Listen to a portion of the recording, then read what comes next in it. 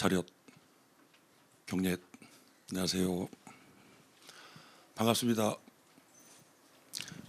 대부분의 경우 행조학을 처음 공부하시죠? 네, 그래서 첫째 시간은 이제 오리엔테이션인데요. 네. 세 가지 파트로 구성이 되어 있고 손자병법에 나오는 얘기인데 지피지기면 백전불태다. 그러니까 나를 알고 너를 알면 100번 싸워도 위태롭지 않다.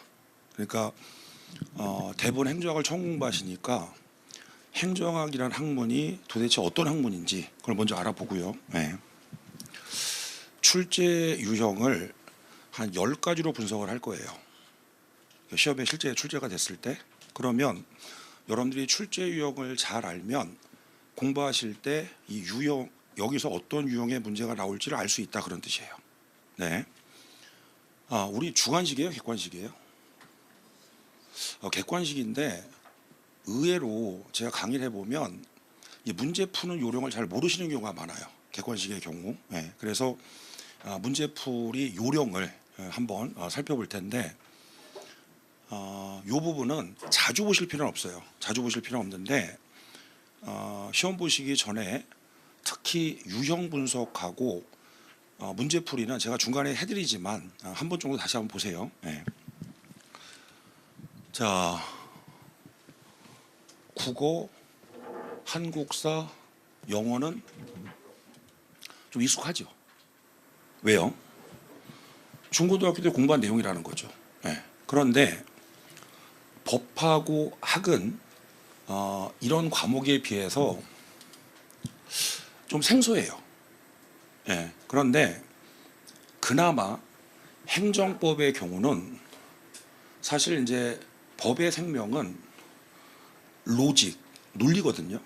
물론 그렇다고 해서 행정법이 쉽다는 얘기는 아니에요. 네. 근데 나름대로 국어 등과 비교해서 생소하지만 행정학에 비해서 논리적이다. 근데 행정학의 경우는 생소한데 그나마나 논리가 없다는 거예요. 그 논리가 왜 없냐? 이게 종합응용과학이라는 거예요. 그 행정학 공부하기가 어려운 이유가 바로 그건데 그렇다면 종합응용과학이라는 게 뭐냐면 우리가 이제 행정학이라고 부르지만 사실 회계가 경영의 영역이거든요. 이해되시죠? 그래서 이제 흔히 회계를 경영의 언어다라고 써요. 그러면 행정은 본래 어느 영역일까요? 정치의 영역이에요, 사실은. 그래서 우리가 행정학이라고 부르지만 정치학, 경영학, 경제학, 법학, 역사, 철학 등 다양한 분야가 녹아 있어요. 그러다 보니까 다양한 분야를 다 잘할 수 있는 사람은 없겠죠. 그러다 보니까 이제 행정학 공부가 어려운 거예요. 네, 그래서 행정학의 특징 중에 하나가 종합응용과학 또는 종합응용학문이다라는 특징을 갖고 있다. 그렇게 이제 볼 수가 있겠고,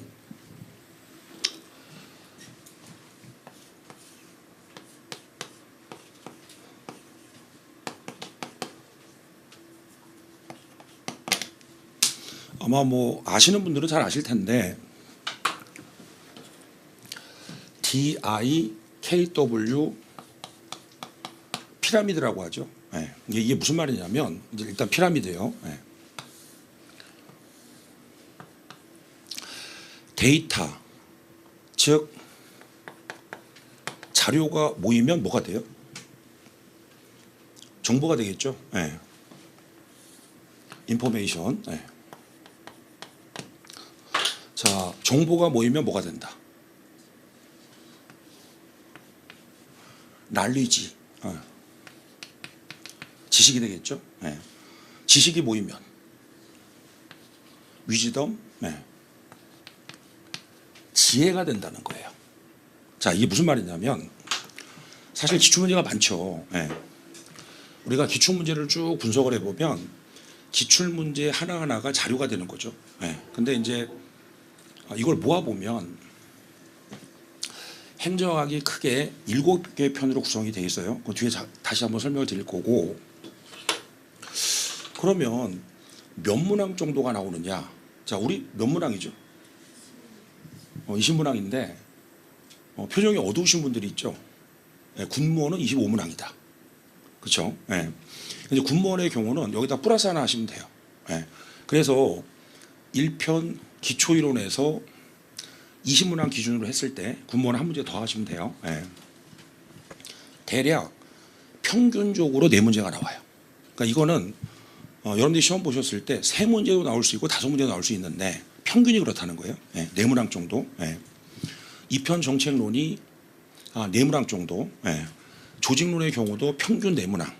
인사 재무가 평균 3문제 정도 나오고요. 우리 교재 기준으로 행정환류론의 경우는 문항수가 좀 작아요. 그래서 경년에 한 번 정도 나온다. 경년에 한 번 정도. 그리고 이제 지방행정 부분이 한 2문항 정도 출제가 된다. 그래서 기출문제를 이렇게 보니까 이런 정보를 우리가 도출했죠. 보안업체가 해커를 고용한다 그래요? 왜요? 뚫어본 사람이 맞기도 잘한다는 거죠. 그러면 왜 실패하느냐? 다시 얘기해서 왜 합격을 못하느냐? 첫 번째, 계획은 항상 거창하죠. 작심삼일. 네. 다시 얘기해서 계획은 거창한데 실천 안 한다. 소용이 없는 거예요. 그러니까 꾸준함이 중요한 거죠. 저는 그런 얘기 많이 하는데 우리가 재능하면 뭘 떠올려요? 재능. 머리 좋고 노래 잘하고 운동 잘하고. 저는 그런 말을 종종 해요. 꾸준함도 재능이다. 꾸준함도. 그래서 계획을 거창하게 세우는 것도 중요하지만 꾸준하게 실천하는 거. 그렇죠? 그러니까 반면교사. 왜 실패하는지를 알면 우리가 실패하지 않을 수 있다는 거죠. 두 번째, 강의는 열심히 들어요. 복습을 안 하는 거죠.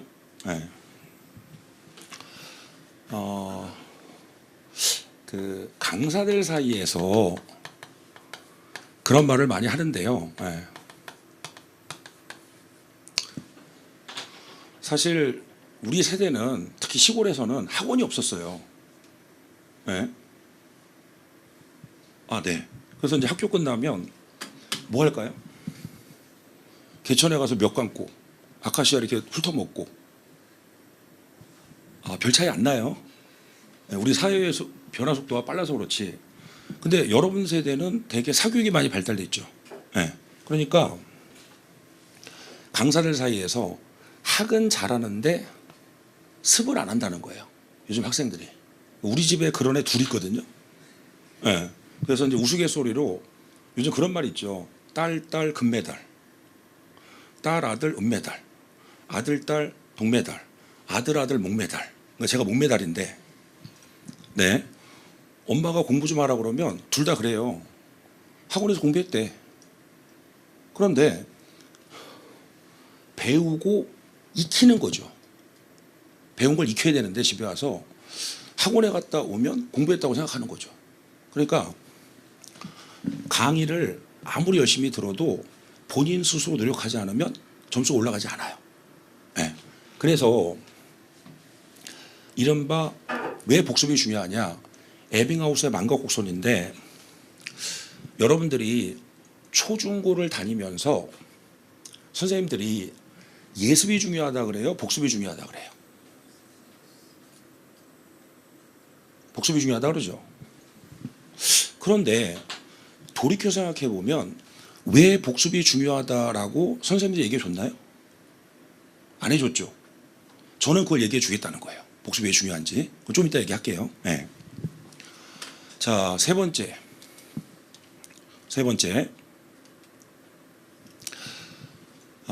사실 기본 이론은 기본 이론일 뿐이에요. 그러니까 다시 얘기하면 실제 시험에서 우리가 기본 이론에서 공부한 내용 그대로 나오는 경우도 있긴 하지만 대부분의 경우는 그걸 응용할 줄 알아야 되거든요. 그러니까 다시 얘기하면 이론 공부도 중요하지만 문제를 많이 풀어봐야 되는데 문제를 안 풀면 소용이 없는 거죠. 자, 네 번째, 남만큼에서는 남보다 잘할 수 없는 거죠. 그래서 불광불급, 즉 미치지 않으면 미칠 수 없다. 뭐 우리는 절대평가예요, 상대평가예요? 상대평가이기 때문에 남들보다 점수를 더 얻어야 돼요. 그러려면 남들 더 해야 되겠죠. 네. 자, 마지막으로 너무 꼼꼼하게 공부하지 말라는 거예요. 이게 무슨 말이냐면 여러분들한테 이제 행조학 공부 시간이 주어졌어요. 그러면 꼼꼼히 1회독 하는 것보다는 2회독보다는 3회독이 좋은데 에듀윌 수업연구소에서 여러분들을 합격시키기 위해서 많은 노력을 하게 되는데 그러면 합격생들하고 인터뷰하고 통계를 내보면 몇 회독을 해야 되느냐? 몇 회독? 네. 최소한 3회독을 해야 된다. 자, 여러분들은 이제 실강을 들으시죠. 그런데 자, 동영상으로만 공부하시는 분들이 있단 말이에요. 그러면 이건 동영상을 기준으로 말씀을 드리는 거예요. 네. 1회독의 경우는 한 2배속 정도 있잖아요. 애들이 제일 빠른 게 2배속이죠. 아, 저 같으면 한 5배속 정도면 좋을 것 같은데. 네. 그러니까 1회독의 경우는 이래도 될까 싶을 정도로 빨리 듣는 거예요. 이래도 될까 싶을 정도로. 이거 시간 낭비 아닌가? 그렇게 들으라는 거예요, 빨리. 이해됐어요? 이래도 될까 싶을 정도로 빠르게 들어라. 그러니까 사실은 1회독은요, 머리에 남는 게 없어요. 이제 1회독을 하고 나면 남는 거는 뿌듯함. 아, 돌렸다, 한번. 돼요? 자, 그러면 2회독을 하잖아요? 그러면 용어가 들려요. 정치행정이원론, 이론론, 관료제가 뭐고, 예. 역관주의가 뭐고, 이렇게 슬슬 들려요. 예. 3회독을 하고 나면 개념이 잡혀요, 대충. 그 다음에는 자기만의 노하우가 생긴다는 거예요. 됐죠? 그러니까 제 얘기를 들으셔야 돼요. 1회독은 어떻게 하라고? 이래도 될까 싶을 정도로 빠르게. 무조건. 2배속으로 막 그냥. 이렇게. 됐죠? 그럼 여기서 아마 다른 과목도 회독 얘기를 많이 할 거예요. 자, 잘 들으세요. 회독이라는 거는 교재를 읽는 게 아니에요. 강의를 듣는 거예요. 그러니까 3회독까지는 교재를 읽으려고 생각하지 말고 강의를 자꾸 들으셔야 돼요. 됐어요? 무슨 말인지? 네. 자, 조금 오래된 책인데요.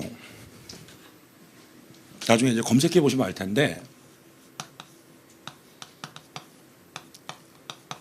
예전에 영절하라는 책이 유행을 했었어요. 이게 뭐냐면 영어 공부 절대로 하지 마라. 근데 요새는 이제 별로 잘 안 읽히죠. 이유를 좀 더 설명해 줄게요. 우리 세대는 영어를 언제 공부했을까요? 처음에. 처음 영어 공부를 언제 시작했을까? 우리 세대는. 중학교 때. 네. 그럼 선생님이 뭐 시킬 것 같아요? 쓰라고 그래요. 그죠? 네. 자, 그 다음에 뭐 할까요?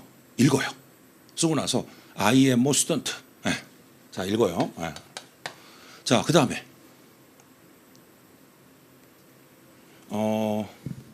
우리 때는 교육이 상당히 별로 없어서 딕테이션이라는 게 거의 없었어요. 그래서 이제 주번이 한 학기에 카세트 플레이어 있잖아요. 근데 이제 카세트 테이프는 늘어져요. 그러면 뭐 한 학기에 뭐 1시간 정도? 그럼 이제 테이프가 I am a student 테이프가 늘어져서 됐어요? 무슨 말인지? 근데 우리가 모국어를 습득하는 방법은 듣기를 해요. 아니 애가 태어나서 쓸 수 없잖아요. 그 다음 뭐 할까요? 모국어. 말을 해요. 그렇죠? 그 다음 뭐 할 것 같아요? 읽기를 먼저 하겠지.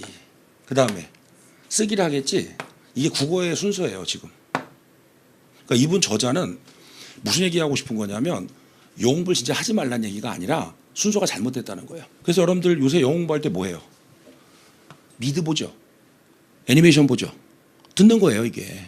그러니까 결국은 행정학 같은 경우 여러분들 생소하잖아요. 네. 그래서 이제 어떤 학생이 예전에 행정학은 필시 악마가 만든 학문일 것이다. 공부하기 쉽지 않으니까 종합응용과 여러 분야가 있다 보니까 그러니까 제 얘기는 공부하려고 애를 쓰지 말고 자꾸 들어요. 예. 3회독까지는 책을 읽지 말고 강의를 계속 들으라는 얘기예요.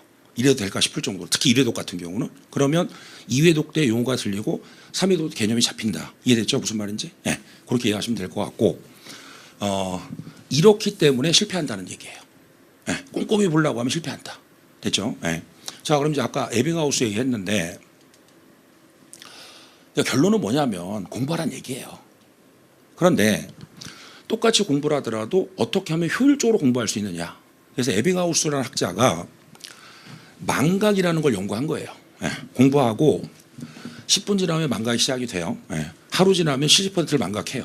한 달이 지나면 80% 망각한다. 그래서 에빙하우스는 복습을 하지 않을 거면 아예 처음부터 공부하지 말란 얘기예요.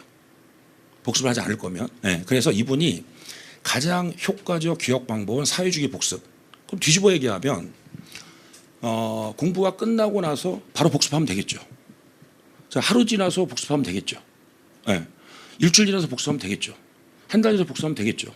그러면 사실 이건 제가 다 해드릴 거예요. 예. 그래서 오늘 끝나고 나서 복습 강의도 할 거고 다음 주 시작할 때 이번 주에 공부한 내용을 요약해서 간단하게 설명을 해줄 거예요. 그러니까 이렇게 되는 거죠. 8시간 공부한 내용을 다음 주에 시작할 때 간단하게 설명을 해요. 한 20, 30분 요약해서. 이해돼요? 무슨 말인지? 그래서 끊임없이 반복을 해야 된다. 그러면 이제 이른바 장기 기억인 거죠. 요즘 말로 얘기하면 뭐예요, 이게? 몸이 기억하는 거예요, 이제. 머리가 기억하는 게 아니라. 그렇죠? 네. 그렇게 이해하시면 될 것 같고. 자, 그럼 아까 왜 실패하느냐? 네, 반면교사 삼아서 이번에는 어떻게 하면 성공할 것인가에 대한 부분인데 파레토의 법칙이라고 들어보셨나요? 네, 이러면 이제 표정들이 어두워져요. 시선을 딴 데 돌리고 나랑 눈 안 마주치려고. 그런데 이렇게 물어볼게요. 20대 80의 법칙은 들어봤어요? 네, 표정은 좋아지죠. 네. 자, 파레토라는 이탈리아의 경제학자이자 정치학자인데 이분이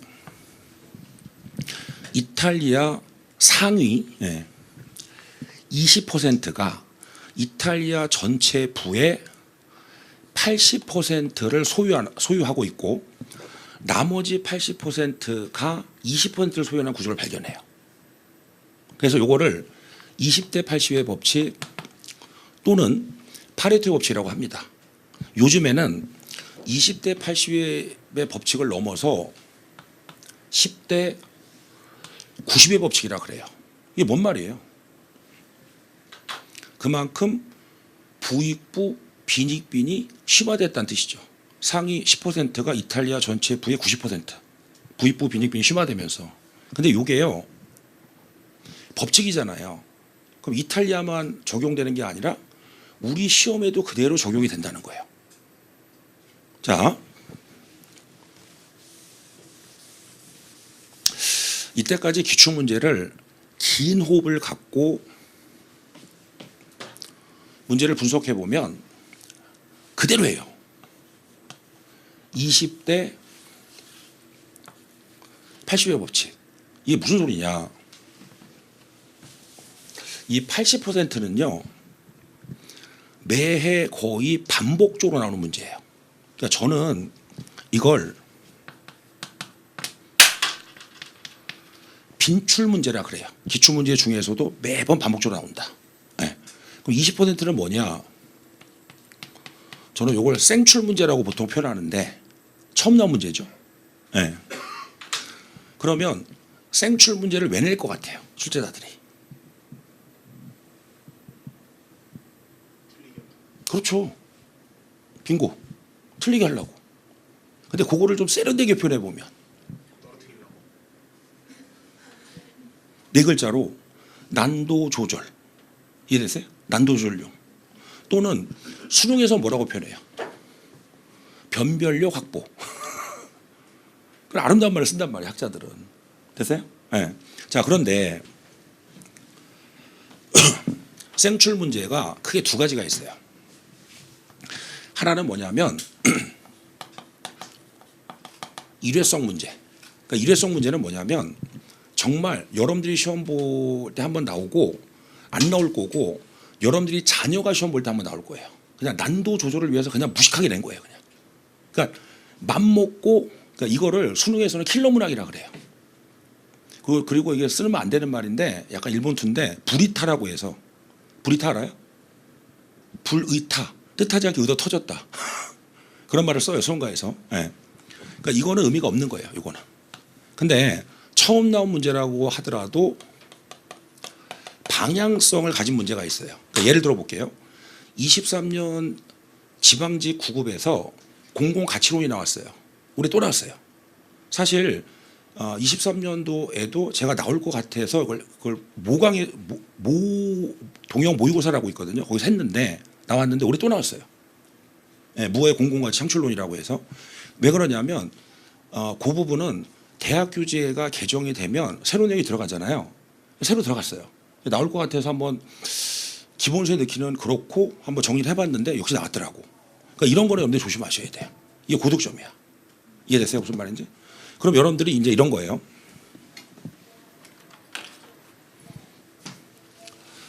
자, A는 여기서도 많이 맞고 여기서도 많이 맞아. 실력이 좋은 거죠. 네.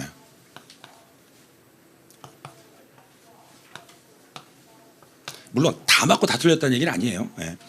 B는 빈출은 거의 다 맞췄어요. 실수 안 하고. 근데 생출을 좀 틀렸어요. 몇 개를. B는. C는 빈출에서 많이 틀렸어. 근데 의외로 생출에서 어려운 걸 맞췄단 말이야. 누가 실력 있는 거예요? B가 실력 있는 거예요. B는 국가직에서 점수가 안 나왔어도 지방직에서 점수가 높아질 가능성이 높아요. 그 C는 뭘까요? 찍은 거예요, 그냥. 그러니까 C는 시험을 봐도 점수가 안 올라가요. 돼요? 그러니까 다시 얘기하면 대개 수험생들이 착각하는 게 뭐냐면 우리가 상대평가니까 아까 얘기했지만 불강불급 열심히 해서 나보다 더 맞춰야 된다라고 생각하기 때문에 자꾸 어려운 거에 초점을 두는 수험생이 주변에 한번 보세요. 나중에 많아요. 그리고 막 10년 20년 전에 막 이상한 문제들 있잖아요. 그거 찾아갖고 막 풀어보고. 근데 정작 관료제 나오면 틀려. 합리모형 나오면 틀려. 역관유 나오면 틀려. 그 의미가 없는 거죠. 남들 다 맞추는 거에서 놓치고. 무슨 말인지 아시겠어요? 나오지도 않을 거 계속 공부하고. 그러니까 격까지만 자꾸 치는 거예요. 메인스트림으로 가야 되는데. 이해됐어요? 무슨 말인지? 예. 네. 자, 그래서 그럼 이제 어떻게 할 거냐. 이른바 투트랙 전략을 통해서 수험행정에 최적화를 추구하게 되는데 여러분들 이제 기본서 받으셨죠? 두 권으로 돼 있죠? 네. 두꺼운 게 필수. 얇은 거. 심화. 네. 그래서 여러분들 행정학 공부 시간을 봤을 때 필수를 80%의 비중을 두고 공부하시면 돼요. 심화는 얼마 정도? 20%. 20대 80의 법칙이니까. 그러면 아니 선생님 도대체 뭐가 20%고 뭐가 80%입니까? 제가 정리해 줄게요. 네. 필수는요. 1년 내내 공부하시면 돼요. 됐죠? 네. 자, 심화는 제가 수업을 할 거 아니에요, 이제? 네, 그때 한 번 듣는 거예요, 이제. 한 번은. 그 다음에 이제 커리큘럼상으로 봤을 때, 그 다음에 우리가 단원별 문제풀이라는 걸 해요. 그때 어려운 내용을 심화랑 연결시켜서 한번 해줄 거예요. 그럼 심화를 한번 다 볼 수 있겠죠. 그리고 시험 직전에 제가 보라고 체크한 거 있죠. 그것만 보시고 들어가면 돼요. 그럼 심화는 몇 번 보면 된다는 거예요? 3번 보면 돼요.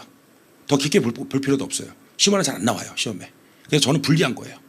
아마 아는 분은 알 텐데 행정학뿐만이 아니라 전체 과목에서 필수와 심화로 구분한 책은 우리 책밖에 없어요. 네. 제 아이디어인데 처음에 이 아이디어를 내고 실천하는데 솔직히 처음에는 괜히 이 짓을 했나? 너무 어려운 거예요, 이게 분리하기가. 네. 근데 어쨌든 분리해 놓으니까 좋더라고 나중에. 그러니까 여러분들은 평소에는 뭘 공부하라? 필수. 네, 필수.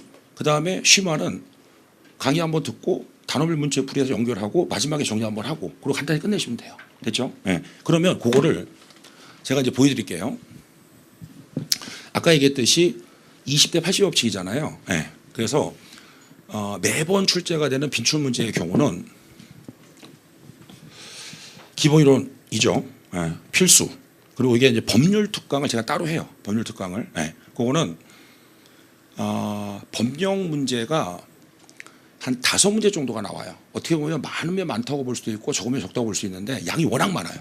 그래서 그거는 정규에서 빼서 따로 특강을 할 테니까 그렇게 하시면 될 것 같고, 심화 같은 경우는 심화 이론이 따로 있어요. 예, 그리고 단원민풀에서 할 거고, 우리가 보통 시험 직전에 동형 모의고사가 있어요. 예, 그래서 요거는 출제가 안 된 문제인데 제가 이제 선별해서 정리를 하면 여러분이나 나나 운이 좋으면 맞는 거고, 이거는 무슨 말인지 알겠죠? 이건 실력이 아니라 그랬어요 아까. 이해됐죠 무슨 말인지? 네. 그렇게 정리를 해두시면 될 거고.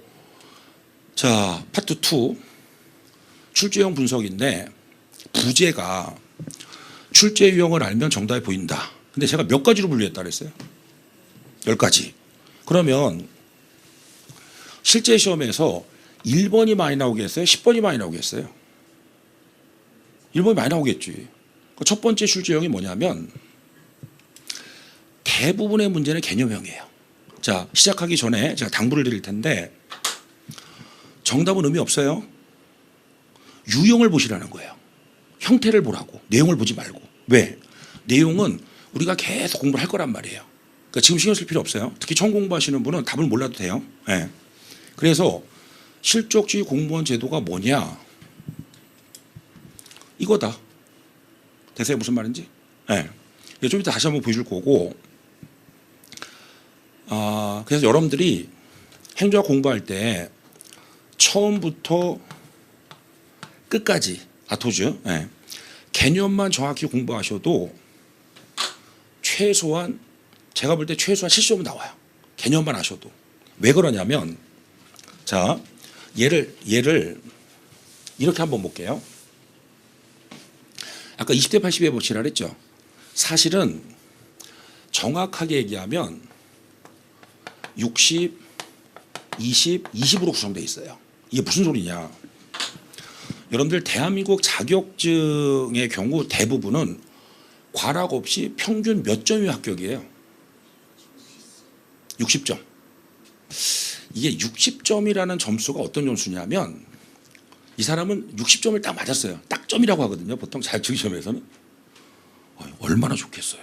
60점 딱 맞아갖고 딱 합격했다. 자, 60점 진짜 딱 점으로 합격했단 말이야. 이 사람은 그 내용을 잘 아는 거야, 모르는 거야? 잘 몰라요. 그럼 뭐예요? 대충 아는 거야. 됐어요?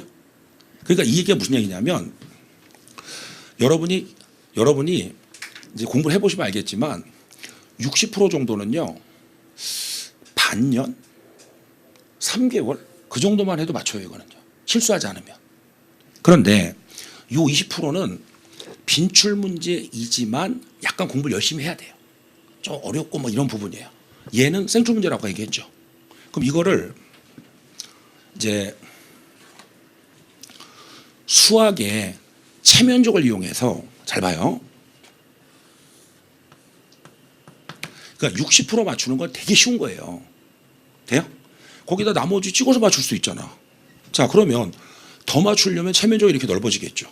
당연히. 예. 자, 80%. 예. 20%니까 합쳐서 80%가 되겠죠. 근데 문제는 뭐냐면, 얘가, 그러니까 행정학은요, 이 특징이 뭐냐면, 틀리게 하려고 그러면 기존에 안 나왔던 엉뚱한 문제를 하나 쓱 집어넣어요. 과목이 굉장히 독특한데, 그럼 봐봐요. 여기서 만약에 나왔잖아. 또 여기서 나왔어요. 예를 들어서 이것만 공부한다고 해서 되는 게 아니에요. 다음 출제는 여기서 낸단 말이야. 그러니까 체면적이 얼마나 넓어지겠어. 무슨 말인지 아시겠어요? 이 수비 범위가 너무 넓어지는 거예요. 수험생 입장에서는. 그러니까 제 얘기는, 이거는 공부해서 맞추는 게 아니라는 거예요. 아까 DIKW 피라미드 기억나요? 그러니까 지혜를 기르는 거지. 문제 푸는 요령을 자꾸 기르면, 그 일본에 되게 유명한 사람이 있거든요. 답사이로 막가라고 해서, 웃으세요. 찍으면 틀리는 거예요. 답사이로 피해가는 거지 막. 근데 공부를 열심히 하면 암묵지라는 게 생겨요. 뭔가 느낌이 있어. 실제 유형을 분석해 보면 그럼 찍으면 맞는 거예요. 찍어도. 그러니까 이거는, 근데 이게 가끔 제가 강의를 보면 찍어서 맞춘다는 표현에 대해서 좀 거부감이 있으신 분이 있는데 다시 한번 얘는 공부해서 실력으로 맞추는 거고요. 얘는 실력으로 맞추는 게 아니란 뜻이에요. 이해돼요? 무슨 말인지? 네. 자, 그래서 개념만 정확히 알아도 최소한 60점, 70점 맞는다. 근데 문제는 뭐냐면 아까 우리가 상대평가라고 했잖아요. 70점 맞으면 합격이 돼요? 안 돼요? 안 되죠. 그러니까 현실을 좀 얘기해 볼게요. 당락을 결정하는 과목이 뭘까요? 뭐 다 아는 과목, 영어. 됐죠? 그러면 합격자들이 보통 영어가 점수가 몇 점일 것 같아요? 80점 넘어야 돼요, 무조건. 90점 가까이 돼야 되거든요. 그러면 커트라인을 고려해 보면 나머지 과목에서 여유 있는 문제가 두 문항밖에 없는 거예요. 계산해 보시면. 이해돼요? 그러니까 행정학에서 적어도 18개를 맞춰야 된다는 얘기야. 이해되죠? 무슨 말인지? 네. 그래서 80%니까 문항 수 얘기하면 몇 개예요? 16개잖아요. 두 개는 찍어서 맞추면 돼. 걱정하지 마세요. 90점까지는 근접한단 말이야. 돼요? 무슨 말인지? 근데 행정학은 특성이 뭐냐면 만점이나 고득점은 되게 어려워요. 이게 종합응용 과학이기 때문에. 물론 여기서 뭐 나 행정학 만점 맞겠다 이런 분은 혹시 있어요? 흔들어 보세요. 근데 그런 얘기 있죠. 수능에서 과목별로 선생님이 들어가서 문제를 풀어도 만점이 안 나오는데 학생은 만점이 나온다. 그런 얘기 들어봤어요? 네. 공무원 시험도 그래요. 네. 전공한 강사들 이렇게 시험 보라고 그러면 만점 안 나올 가능성이 높아요. 분위기가 안 좋은데요? 대체 무슨 말인지? 그러니까 처음부터 끝까지 개념을 정확히 기억해라. 네. 두 번째 유형, 대리평이다. 네. 이 수험서의 특징 중에 하나가 뭐냐면 유난히 도표가 많아요. 그죠? 네.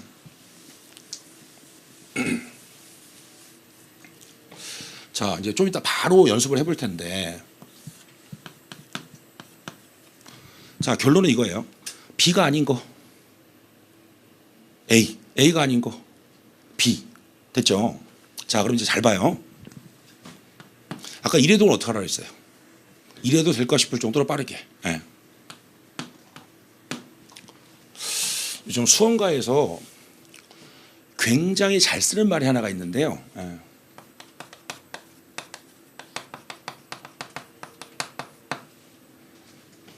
그러니까 처음에는 표에 A, B를 다 공부하는 거예요. 다음부터 어떻게 하면 될까요? A가 아닌 거 B, B가 아니면 A니까 마음에 드는 거 하나만 보시면 돼요. 어차피 대리평이니까. 이해돼요? 그러니까 암기량이 줄었죠. 됐죠? 네. 자, 세 번째 유형. 답은 몰라도 돼요. 나중에 다 할 거예요. 네.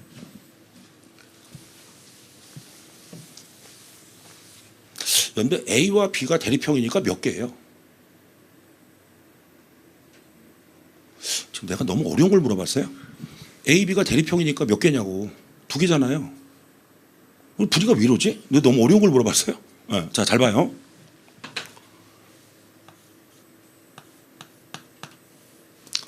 두 개가 나오면 대리평을 물어보는 거예요.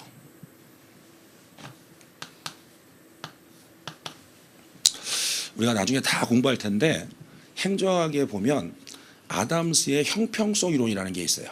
이게 뭐냐면 인간은 기본적으로 공평이나 형평의 관념을 갖고 있다는 거예요. 예를 들어 A가 열심히 했는데 B는 놀았는데 보수를 같이 주면 A가 화가 나겠지. 무슨 말인지 아시겠어요? 네.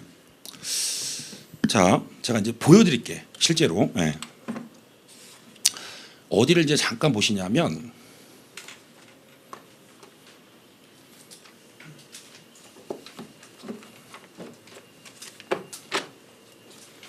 어차피 우리가 나중에 공부를 해요. 네. 그래서 그때 다시 한번 보여드리긴 할 텐데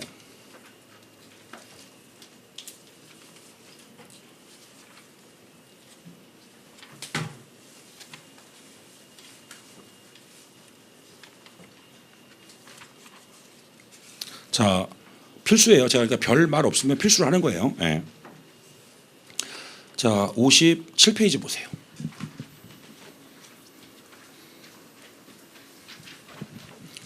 쌍가로 3번에 민간위탁의 주요 방식이 나오죠. 한 장을 넘겨보세요. 몇 개예요? 7개죠. 네. 다시 아담스의 형평성 이론은 인간은 누구나 공평 형평관념을 갖고 있다는 거예요. 그러니까 출제자도 알아요. 7개나 외우는 건 쉬운 일이다, 어려운 일이다. 어려운 일이다. 라는 걸 안다는 거예요, 출제자도. 네. 그럼 뒤로 가보세요. 이제 다시 57페이지. 76번 문항을 보세요. 76번. 네. 그 보조단에 날개 있는 거 있잖아요. 57페이지에. 네. 76번. 자, 출제 유형을 한번 대보세요. 내용을 읽지 말고 출제 유형을 대보라는 얘기예요. 57페이지에 76번. 출제 유형.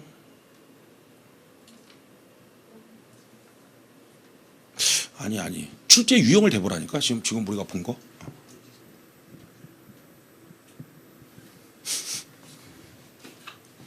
개념을 물어본 거잖아요. 이게 뭐니라고.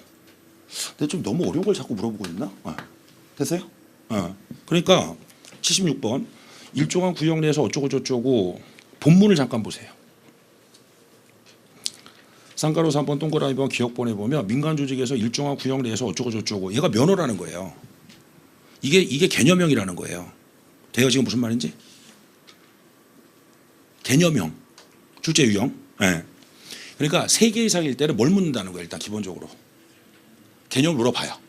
너무 여러 개이기 때문에 출제자가 이거 어려울 거라고 생각하니까 개념만 물어보는 거예요. 돼요? 자, 밑에 문제 보세요. 자세한 얘기 나중에 할 거예요. 4번 지문을 보세요. 77번. 민간 조직에게 일정한 구역 내에서 어쩌고 저쩌고. 얘는 뭐였어요? 계약이 아니라 면허였죠. 돼요? 네. 자, 앞에 보시고. 그럼 이거예요. 3개 이상일 때는 개념을 물어보거나 내용하고 짝짓기를 한다는 거죠. 됐어요? 네. 자, 그러면 이거예요. 객관식은 긍정형이 많은 것 같아요? 부정형이 많은 것 같아요? 부정형. 그러니까 무슨 얘기냐면 두 개였을 땐 대립형을 물어봐요. A가 아닌 거 또는 B가 아닌 거. 여러 개였을 때는 일단 개념 물어보는 거죠. 아까 보신 것처럼. 또는 개념과 내용을 매치해서 틀린 거를 골라라 이런 식으로 문제를 낸다는 거예요. 이해되겠어요? 무슨 말인지? 그러니까 결론적으로 얘기하면 얘를 뭐라고 볼 수 있느냐 하면 짝짓기형이라고 볼 수 있다는 거야. 이해됐어요? 네. 자, 얘가 이제 3번째 출제 유형이고, 네.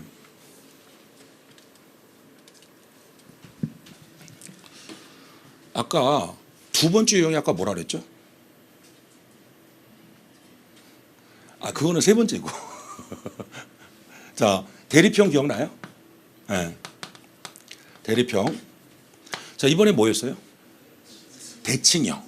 그러니까 제가 만든 말이니까 너무 신경 쓰지 마시고. 네. 그럼 이거예요.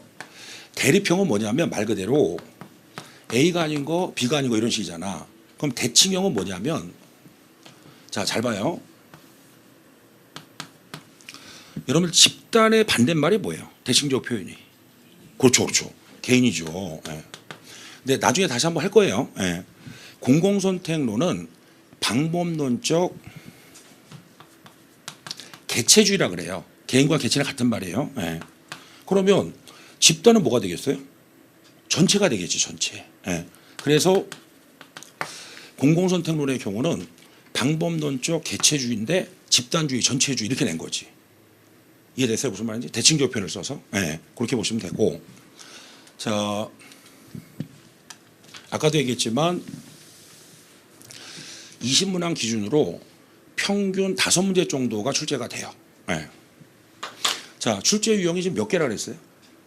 10개라 그랬잖아요. 근데 이제 보시면 알겠지만 어떤 문제가 딱 하나의 유형에 해당되는 경우도 있지만 유형이 이제 섞이는 경우도 있을 수 있어요. 이게 무슨 말이냐면 일단 법률형이죠. 법률형. 네. 이거는 논리 오류형일 수도 있어요. 이게 무슨 말이냐면 이게 제가 좀 자랑하는 것 같아서 그런데 또 자랑도 해야지 뭐. 예전에 제가 이걸 문제를 많이 냈거든요. 결론적으로 말씀드리면 허가권자가 대통령이에요. 자, 그런데 다시 법률형일 수도 있고 논리오류형일 수도 있다. 이게 무슨 말이냐면 여러분 생각해 보세요. 지방 공무원의 인사권자가 누구예요? 단체장이잖아. 돼요? 근데 왜 대통령 허가를 받느냐? 이유가 있어. 여러분들도 이제 한국사 열심히 공부하시지만 사실 우리나라가 100여 년 전에 고관대작이라는 말이 좀 어렵나요?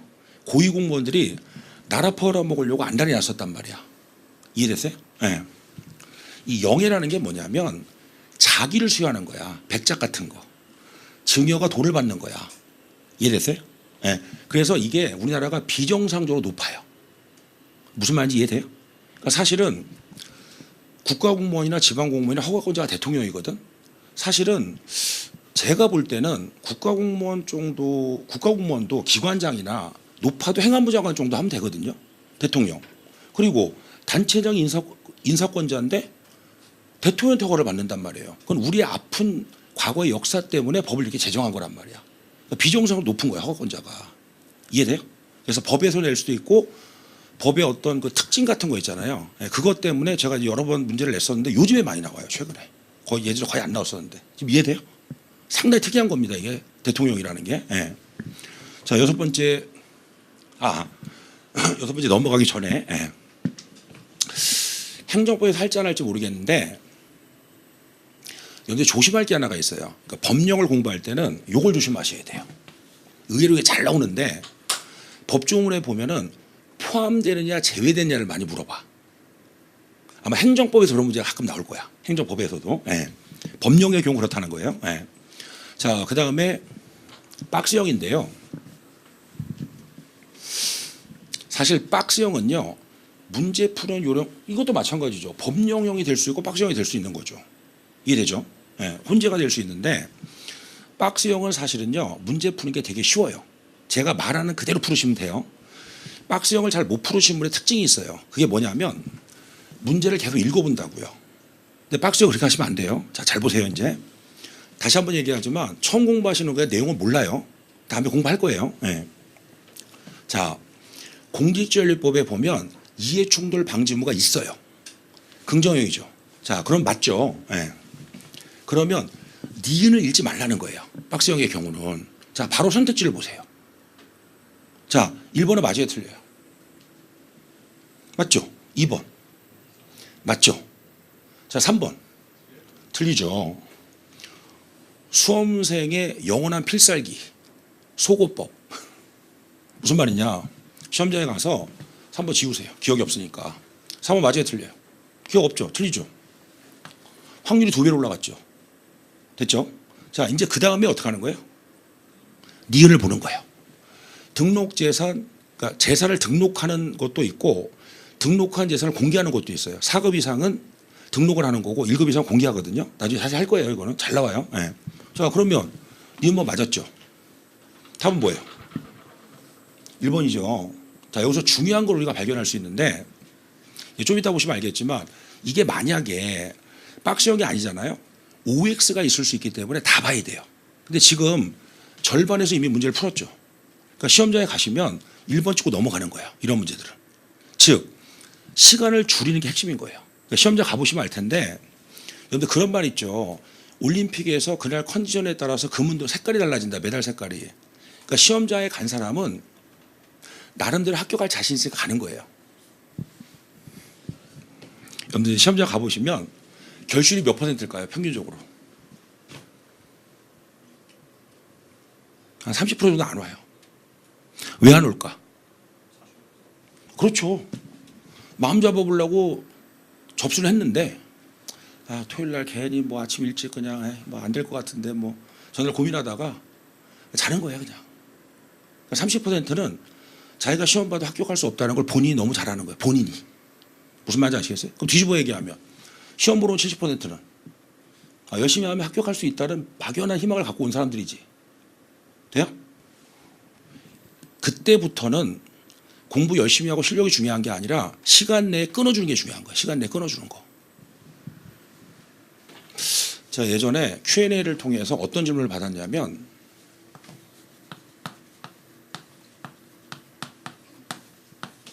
이게 무슨 뜻일 것 같아요? 그렇지. 국어 85, 영어 90. 이거 너무 높은 것 같다, 이거. 바꾸게요. 미안해요. 한국사 85, 행법 90, 행조학 60. 그 고민스럽다는 거지. 그래서 제가 뭐라고 답변했을까요? 그러니까 이런 질문이 왔으니까 원인을 진단하고 해결책을 제시해야 될 거 아니에요. 제가 뭐라 그랬을까? 9까지 끝나고 이제 온 질문이에요. 지방직에서는 행악을 제일 먼저 푸세요. 무슨 말인지 알겠어요? 시험장 가보시면 제일 먼저 뭐가 나와요? 국어 두 번째, 영어 세 번째, 한국사 네 번째, 행법 마지막에 행악이 나와요. 근데 여러분들 돌이켜 생각해 보면 중고등학교 때 국어 잘하는 학생이 수학 잘하고 수학 잘하는 학생이 영어 잘해요. 그러니까 이를테면 국어는 되게 잘하는데 수학을 잘 못한다 이런 게 드물어요. 이유가 뭘까요? 학습 능력을 좌우하는 가장 중요한 요소는 두뇌예요. 그러니 국어 잘하는 학생이 수학도 잘하고 수학 잘하는 학생이 영어도 잘해요. 두 번째 학습력을 좌우하는 요소가 뭘까요? 두뇌 말고 끈기 노력이야. 대가 무슨 말인지? 그러니까 다시 얘기하면 다른 과목이 8, 90점 정도인데 행정학만 60점이 나왔다는 건 이건 말이 안 되는 거예요. 왜 그럴까요? 시간이 없었던 거예요. 자, 국어가 마일 과목이라는 건 아시죠? 네. 영어 지문 길죠. 한국사 그림도 나오죠. 행정법 같은 경우는 가불만 나오면 어떻게 해볼 텐데 정부까지 나와서 지들끼리 싸워요. 판례랍시고. 되게 길어. 아마 시험 보신 분은 아실 텐데 행정학이 그나마나 짧아. 돼요? 근데 문제는 뭐냐면 행법까지 풀었는데 남는 시간이 5분밖에 안 되는 거야. 뭐 했다는 거예요? 날린 거지 그냥. 돼요? 그러니까 여러분들 나중에 잘 보세요. 이 친구가 만약에 지방직에서 순서 바꿔서 행악을 맨 처음에 풀었다면 제가 볼 때 80점 이상 나왔어요. 80점 이상 나왔다고. 90점 정도 나왔다고. 됐어요? 무슨 말인지? 그러니까 실력이 없어서 점수가 안 나온 게 아니라 시간이 없어서 못 푼 거란 얘기야. 여기서 우리가 얻을 수 있는 게 뭐냐면 행악의 경우는 20분을 다 쓰면 안 된다는 거예요. 왜요? 다른 과목이 이미 시간을 오버했단 말이야. 그럼 행악은 몇 분에 풀어야 될까? 제가 이상적으로 보는 건 10분이에요. 조금 너무한가? 12분 그러면. 그럼 12분이라는 숫자가 어떻게 나오냐면 20문항 기준 잘 들어요. 16문제는 딱 보자마자 문제를 풀어야 돼요. 그게 대략 어느 정도 되냐면 아주 짧은 거 있잖아요. 이런 거 같은 경우 5초. 5초는 풀어요 이거 실제로. 시험장에서 툭툭툭툭 OMR 체크까지. 길면 10초. 이해돼요? 네 문제는 1분씩. 그럼 10분 안에 끊어준다고. 돼요? 그러면 예를 들어 80점, 85점, 90점만 나와도 합격한다는 얘기야. 이 정도 점수면. 됐죠? 무슨 말인지? 시간 조율이 중요하다는 거지. 실제 시험에서는. 평소에 공부 열심히 하고 당연히. 네.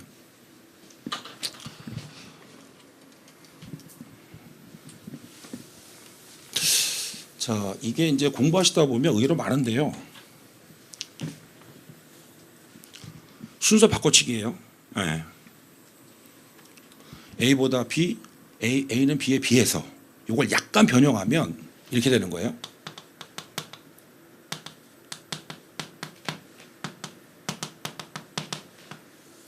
이해됐죠? 네. A보다 B를 A가 B보다 이렇게 해서 순서를 바꿔 틀리게 한다. 조금 더 변형을 하면 어떻게 되냐면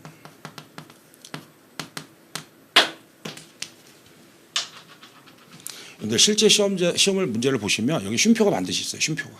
A는 어쩌고 저쩌고 B는 어쩌고 저쩌고 이걸 어떻게 하냐면 출제자가 이렇게 바꿔요. 이해되죠? 네. 순서 바꿔치기형 출제 유형이다라고 보시면 되고 네.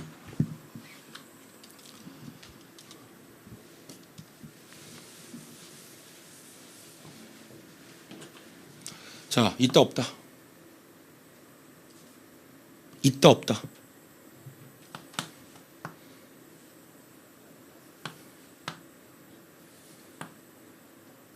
뭐가 있다는 거냐?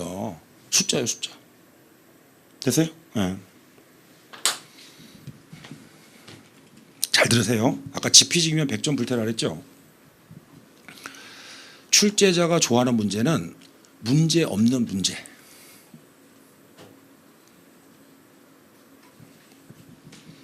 수험생이 시험에서 부정행위를 하면 몇 년 동안 시험을 못 봐요? 네, 5년 동안 시험 못 보죠. 출제자가 문제를 잘못 출제하면 5년 동안 출전의 피촉이 금지가 돼요. 그런데 그러니까 여러분들 이런 것도 알아야 되는데 예전에는 비공개였어요. 공무원 시험이. 옛날 군무원처럼. 근데 공개가 된 지 꽤 오래됐는데 공부를 열심히 하잖아. 합격하는 사람들은. 그러니까 문제를 내면 웬만큼 다 맞춘단 말이에요. 변별이 떨어지잖아. 사실 여러분들 혹시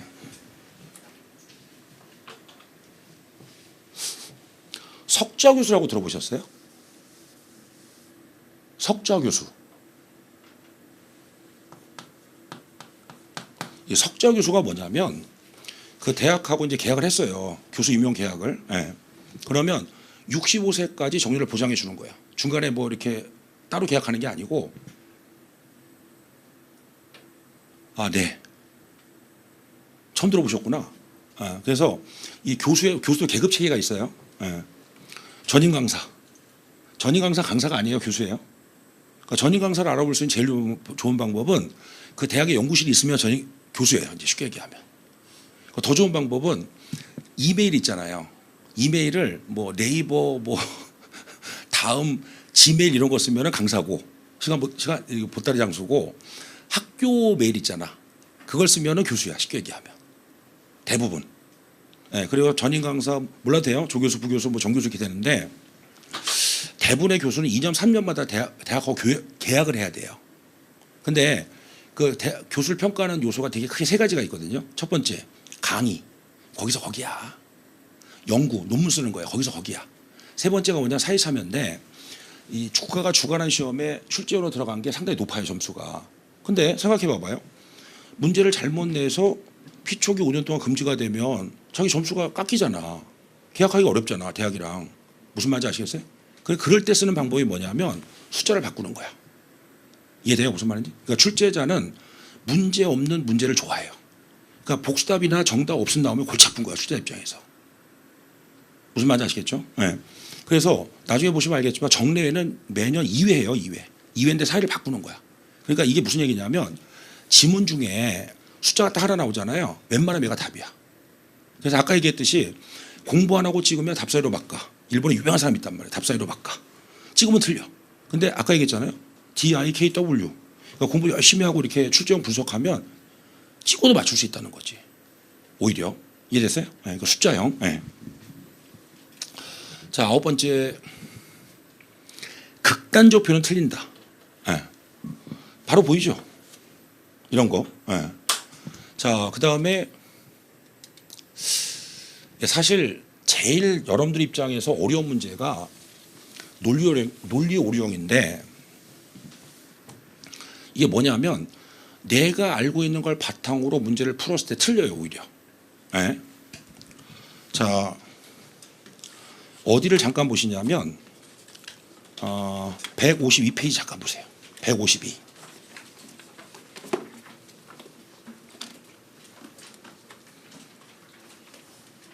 이게 예전에 좀 나왔다가 중간에 잘 안 나왔다가 최근에 계속 많이 나오고 있는데 네모 2번 정당 쌍가루 1번 밑에 보세요. 정당은 국가기관이나 행정기관이 아니에요. 그러니까 권력쟁취를 위해서 사인 간의 결사체에 불과한 거예요. 됐어요? 네. 근데 우리가 뉴스 같은 데 보면 뭐 정당들이 뭐 정책을 결정하고 이런 얘기를 많이 하잖아요, 실제로.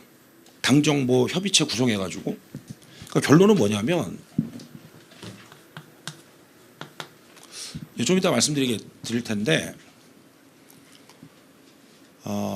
입법부죠. 국회가 법률의 형식으로서 정책을 결정하는 거예요. 다시 법률의 형식으로 정책을 결정하는 거예요. 그럼 법은 누가 만들어요? 국회가 만드는 거죠. 정당이 만드는 게 아니에요. 집권 여당이라 하더라도 공식적 참여자는 아니다, 그 얘기야. 결정권이 공식적으로 있느냐 없느냐. 정당은 비공식적 참여자다, 그 얘기예요. 됐어요? 네. 제가 원래는 매년마다 10가지로 분석을 하는데 올해는 플러스 알파가 있어요. 네. 제가 농담식으로 많이 얘기를 하는 부분인데 농담식으로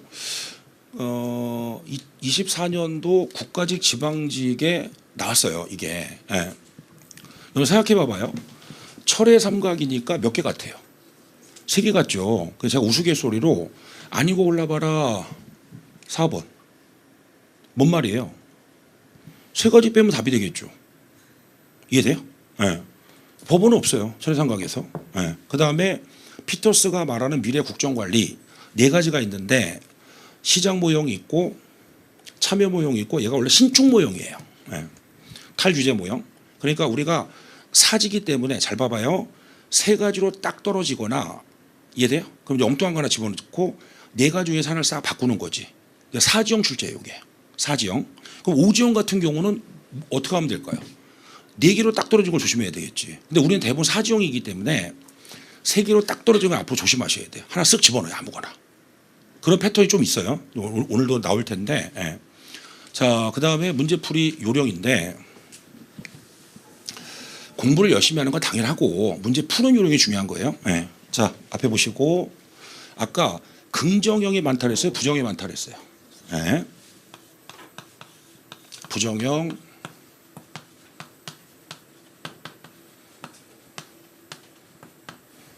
정답 4번 난도.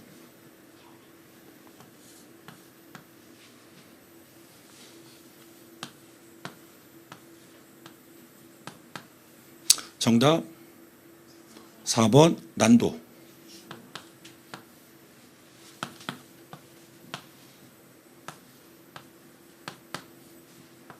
자, 정답 1번 난도 상. 이게 뭔 소리냐?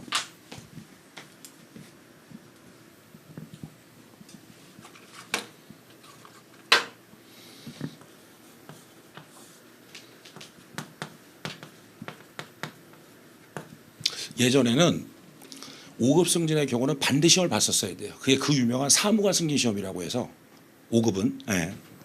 그런데 법이 개정돼서 시험 또는 심사로 바뀌었어요. 자, 옳지 않은 거. 예.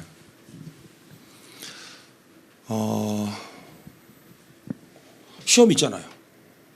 돼요? 예. 그래서 수험생이 의의를 제기했어요. 이게 실제 주문제입니다.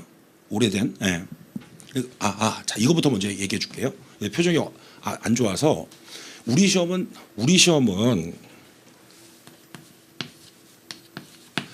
A형이 많아요, B형이 많아요, C형이 많아요. A형이 압도적으로 많아. 걱정하지 마세요. 그런데 이런 형태가 당락을 그러니까 결정해 준다는 거예요. 됐죠? 예. 자, 그럼 다시. 그러면 시험 끝났어.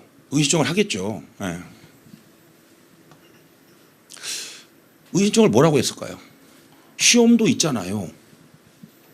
돼요? 그 출제자는 뭐라 했을까? 심사도 있거든. 됐어요? 무슨 말인지? 자, 이게 무슨 말이냐?